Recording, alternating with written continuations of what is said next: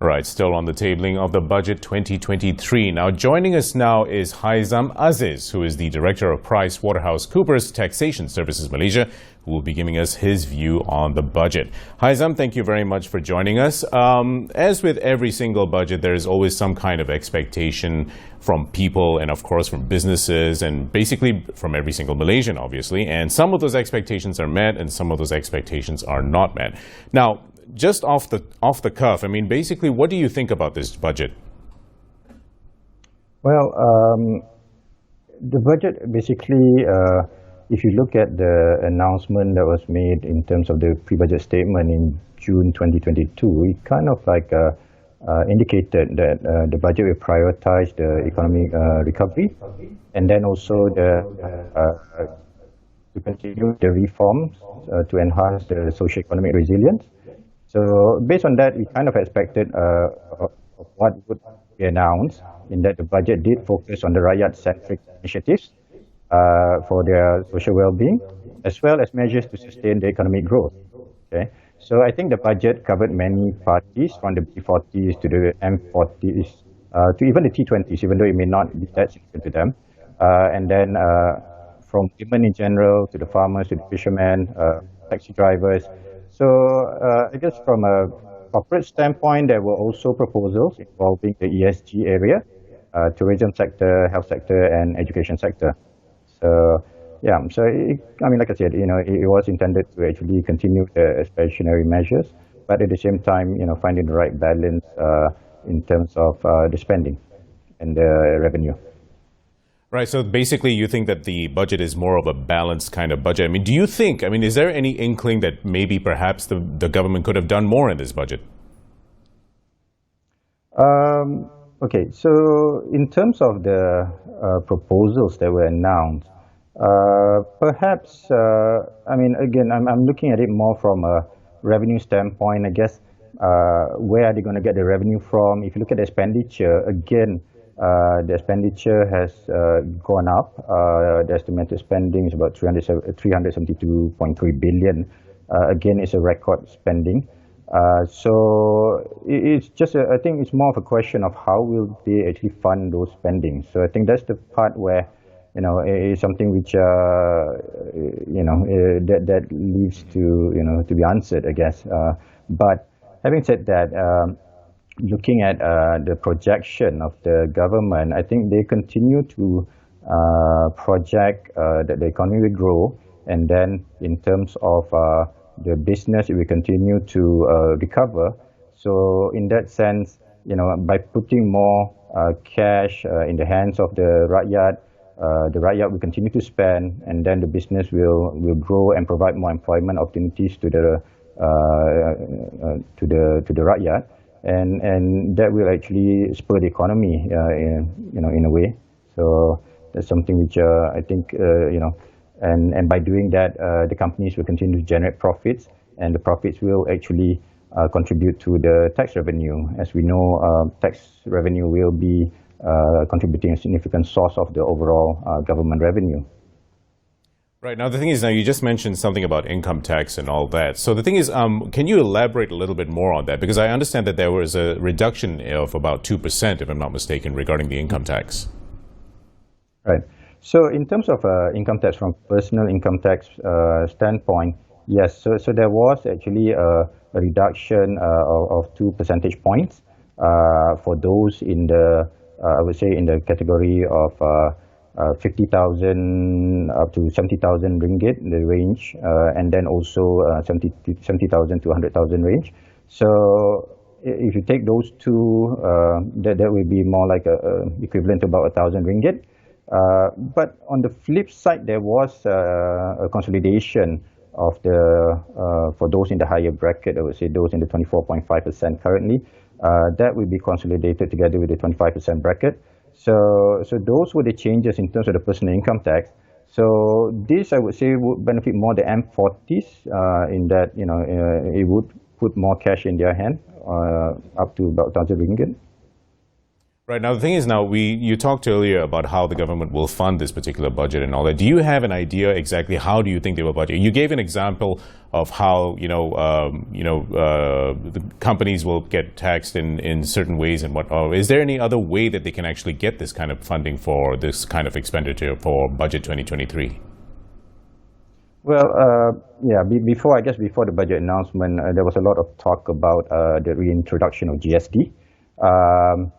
If you recall, when GST was stopped immediately after the new government took over from Pakatan Harapan, basically moving back to SST, the revenue went down by almost half compared to the GST collected from. The revenue between the SST and GST, it was almost half the difference. So perhaps the reintroduction of GST, could potentially assist the government in terms of the revenue collection. We talk about GST being implemented, in terms of the timing. The concern has always been, when should the GST be reintroduced? So given the impending GE15, it was never on the card for it to be introduced immediately, but perhaps maybe in the future, once the general election has been sorted out, the announcement can be made and the government can actually, decide to actually reintroduce GST. Okay, so the only concern is when you introduce GST, some of the issues that they faced during the implementation back in 2015 was the issue of a refund, for companies that had higher input tax credits. The processing of the refund was a bit slow, and that kind of impacted the businesses in terms of the cash flows. So that is something which should be ironed out before GST is actually reintroduced. Now, the thing is, we've seen a lot of talk about GST being implemented and all that, but so far it hasn't really come to that point where they've actually considered implementing it in any particular way. They reverted back to SST, and obviously it had a different effect from what they expected. So the thing is, in terms of implementing it, somewhere down the line, who knows when, obviously, how do you think that will affect? Will the effect be the same as what it was when it was first implemented? In terms of the revenue, yes, it will provide more revenue to the government because it's a broader base tax, all right? And when we talk about broader base tax, obviously, when we talk about GST, it will cover almost all of the goods and services, except for those exempted and whatnot or zero rated, as opposed to SST. SST is more of a applied on certain type of services and then also on imported and manufactured goods. So in terms of the revenue, it's because of the sheer nature of the broader base of GST mechanism. And then also with this broader base mechanism, an economy such as what we call the shadow economy potentially can also be captured, because for those in the shadow economy, they can also, for them to actually recover their input tax, they will need to register for GST. So that's why, I think that, GST will offer a significant increase in terms of revenue for the government. Okay, now just a little bit off topic in terms of the global economy per se, because obviously, there's the recession is currently ongoing and there's even talk of it even carrying on next year. So how does that play into how Budget 23 will be effective, next year? So, as you correctly pointed out, in terms of the backdrop of the expected global recession, so to speak, right? So, apart from that, you've got the Ukraine-Russia conflicts, the U.S. reserve, tightening of the reserve monetary. So it is something which it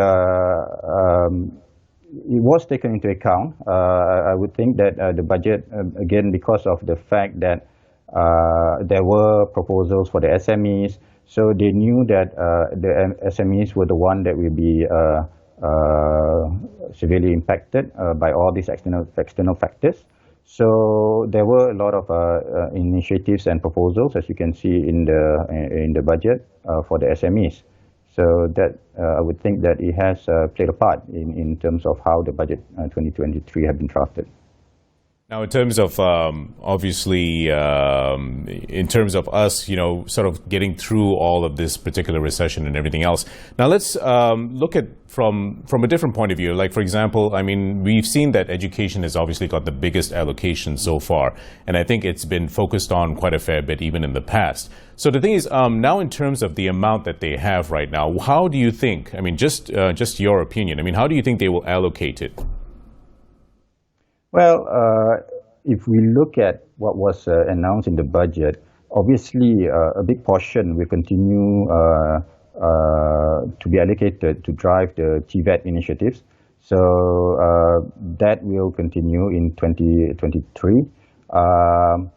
Other measures include, one was actually the Bantuan Awal Persekolahan, I think they mentioned, which will be provided for all students, regardless of their parents' income position.